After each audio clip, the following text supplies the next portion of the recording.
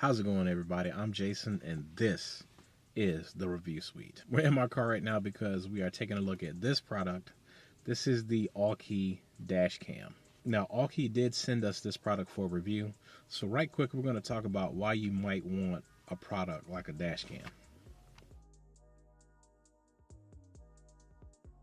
So this is the Aukey DRA1 Dash Cam. This dash cam can capture 1080p video with a 140-degree field of view.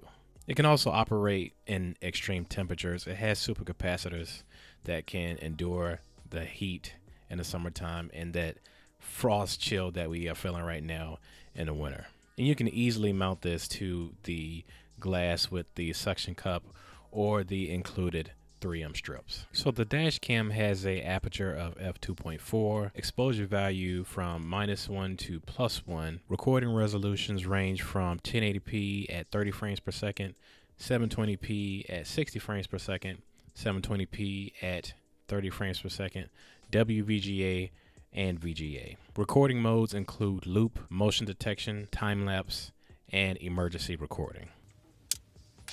For storage, you'll need a Class 10 micro SD card. The DRA1 supports memory cards up to 128 gigabytes. If you decide not to go with a large capacity micro SD card, you probably want to set the dash cam to loop mode. Loop recording begins when the car cranks up and the camera is powered on. Each file is up to 10 minutes long, and the camera will begin to erase old files once your micro SD fills up.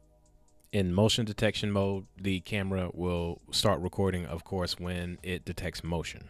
In time-lapse mode, it records at 1 frame per second and plays back video at 30 frames per second. For reference, let's have a look at some video.